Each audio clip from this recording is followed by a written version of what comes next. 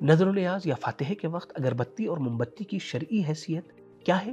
کیا خواتین اپنے خصوصی مسائل مولانا سے کھل کر پوچھ سکتی ہیں یا نہیں پوچھ سکتی ہیں؟ اور کیا وصیت کرنا واجب ہے، اور اگر واجب ہے تو ہمیں وصیت کس وقت کرنی چاہیے؟ آئیں ان سوالات کے جوابات جانتے ہیں اس ویڈیو میں۔ سبیل کمنٹ وہ پروگرام ہے جس میں آپ اپنا سوال ہمیں کمنٹ باکس میں بھیجتے ہیں اور ان میں سے سلیکٹڈ سوالوں کا جواب پوری دنیا میں 100 سے زیادہ علماء کے ذریعے دیا جاتا ہے۔ بسم اللہ الرحمن الرحیم، اللہم صلی علی محمد وآل محمد وعجل فرجہم۔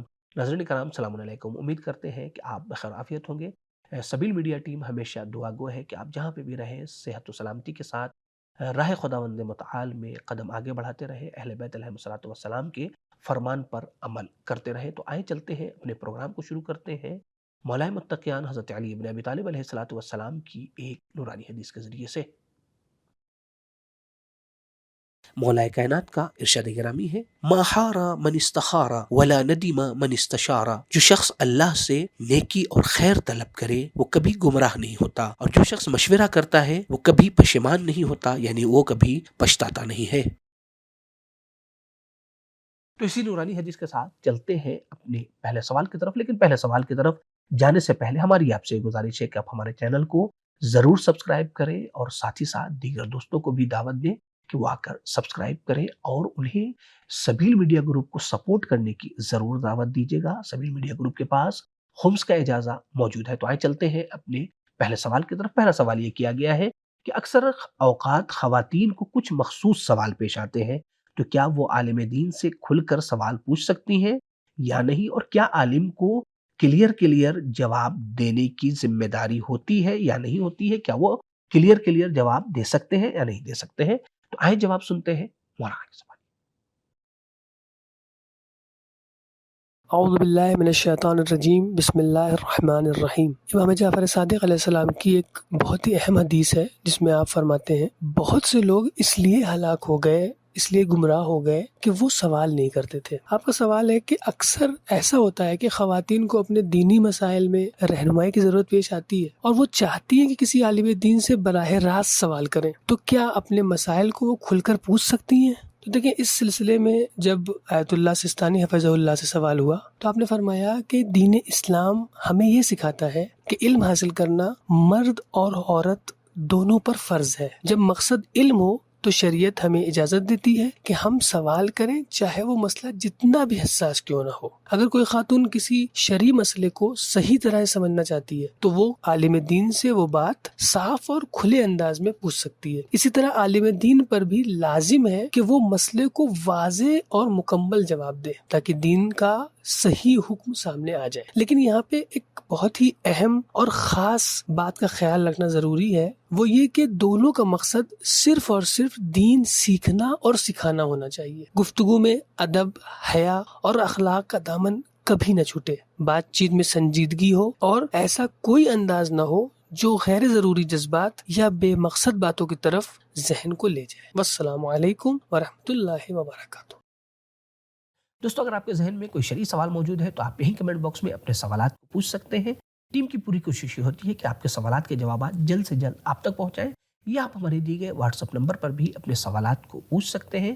اسی طریقے سے اگر آپ کا کوئی پرسنل سوال ہے تو آپ ہماری دی گئی ای میل آئی ڈی پر بھی اپنے سوالات کو پوچھ سکتے ہیں، لیکن ہاں، ہر صورت میں یہ ضرور بتایا کیجیے کہ آپ کس کی تقلید کرتے ہیں، تاکہ ان کے فتوے کے مطابق آپ کے سوالات کے جوابات آپ تک پہنچائے جا سکیں۔ تو آئے چلتے ہیں اپنے اگلے سوال کی طرف، اور بہت اہم سوال ہے کہ وصیت کرنا اسلام میں بہت زیادہ ثواب رکھتا ہے یقیناً، لیکن لوگ وصیت کے بارے میں یہ سوچتے ہیں کہ مرنے کے وقت لکھی جاتی ہے، تو کیا ہم جوانی میں وصیت لکھ سکتے ہیں یا نہیں لکھ سکتے؟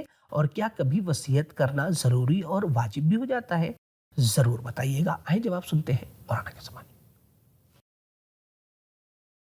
بسم اللہ الرحمن الرحیم۔ دین مبین اسلام میں وصیت ایک مستحب عمل ہے جس کا تعلق موت کے بعد کے امور سے ہے، کہ انسان اپنی زندگی میں ہی اپنے مال و متاع، جائیداد کے سلسلے میں وصیتیں کر دے۔ اپنی اولاد کے لیے اگر کوئی نصیحتیں کرنا چاہتا ہے تو وہ نصیحتیں لکھ دے، اور یہ کام بالکل جوانی میں بھی کیا جا سکتا ہے، اور بہتر ہے کہ جوانی میں کر لیا جائے، اس لیے کہ موت کا کچھ بھروسہ نہیں ہوتا کہ کب آ جائے۔ تو ایسی صورت میں موت کے وقت کا انتظار کرنا کہ میں یا بڑھاپے کا انتظار کرنا یہ معقول نظر نہیں آتا ہے۔ جتنا جلدی انسان وصیت لکھ لے اتنے اس کے فوائد زیادہ ہیں۔ مثلا اس کے دل کو اطمینان حاصل ہو جائے گا، مطمئن ہو جائے گا کہ میں اپنی ذمہ داریوں سے سبکدوش ہو گیا، اور اطمینان رہے گا کہ میرے مال و متاع میں اور دیگر معاملات میں جو ہے کوئی بھی غیر شرعی عمل انجام نہیں پائے گا، اور شرعی طور پر سب کچھ انجام پائے گا۔ اسی طرح وارثین کے حقوق کا تحفظ ہو جائے گا کہ جب وصیت رہے گی تو وارثین کے درمیان لڑائی جھگڑے کا احتمال جو ہے وہ کافی کم ہو جائے گا، اور وہ اپنی مرضی کے مطابق جو دل اس کا چاہتا ہے اس کے مطابق پھر مصرف ہوگا۔ وصیت میں لکھ دے گا کہ مثلا فلاں فلاں کاموں میں میرے مال کو خرچ کیا جائے، تو اپنے مطابق جو اس کے دل کی خواہش ہے۔ اگر وصیت نہیں لکھے گا تو وارثین ہو سکتا ہے کہ پھر وہ اس کی خواہشوں کو پورا نہ کر پائیں، کیونکہ ان کو وہ جانتے ہی نہیں ہیں۔ مثلا کسی خاص مستحق رشتہ دار کو کچھ دینا چاہتا ہے، خیراتی ادارے کو کچھ دینا چاہتا ہے، تو وصیتوں میں لکھ دے۔ اسی طرح اولاد کے لیے نصیحتیں لکھ سکتا ہے، ہدایات لکھ سکتا ہے، اور تاکہ اس کی دینی اور دنیاوی زندگی کی رہنمائی ہو سکے۔ کیا کبھی وصیت کرنا ضروری بھی ہو جاتا ہے؟ جی ہاں، بعض ایسے مقامات ہیں جہاں وصیت کرنا ضروری ہو جاتا ہے۔ مثلا اگر اس کے ذمے شرعی واجبات ہیں جو ادا نہیں کر پایا ہے، وہ کچھ نمازیں ہیں، کچھ روزے ہیں، حج و زکوٰۃ ہیں، خمس ہے، تو وصیت کرے کہ اس کے کتنے شرعی واجبات ہیں اور کہاں کہاں اسے ادا کرنا ہے، تو اس کے مال میں سے خرچ کر کے ان واجبات کو ادا کیا جائے، یا مثلا نماز روزہ کسی کو دیا جائے کہ وہ پڑھے اس کے مال میں سے، یا حج ادا کیا جائے، یا زکوٰۃ و خمس اگر اس کی گردن پر رہتا ہے تو وہ دیا جائے۔ اور اگر کسی کی امانتیں اس کے پاس ہیں تو اپنے ورثاء کو متوجہ کرے اس وصیت کے ذریعے کہ فلاں فلاں صاحب کی امانتیں میرے پاس ہیں اور وہ اصل مالک تک پہنچا دی جائیں۔ خلاصہ یہ کہ جوانی میں وصیت لکھنا ایک مستحب اور مفید عمل ہے، اور بعض خاص حالات میں یہ ضروری بھی ہو جاتا ہے، تو بہتر ہے کہ بڑھاپے کا انتظار نہ کیا جائے اور انسان وصیتیں لکھ لے۔ ناظرین کرام، ہماری آپ سے گزارش ہے کہ جس طریقے سے آپ ہمارے اس پروگرام کو دیکھ رہے ہیں، اسی طریقے سے دیگر دوستوں کے ساتھ بھی اس پروگرام کو شیئر کیجیے، اور انہیں بتائیے کہ سبیل احکام ٹیم کس طریقے سے جوانوں کے شرعی مسائل کو حل کرنے کی کوشش کر رہی ہے، چاہے وہ سبیل کمنٹ کے ذریعے سے ہو، یا شارٹ کے ذریعے سے ہو، یا پریکٹیکل احکام کے ذریعے سے۔ تو آئے چلتے ہیں اپنے آخری سوال کی طرف، اور بہت ہی اہم سوال ہے۔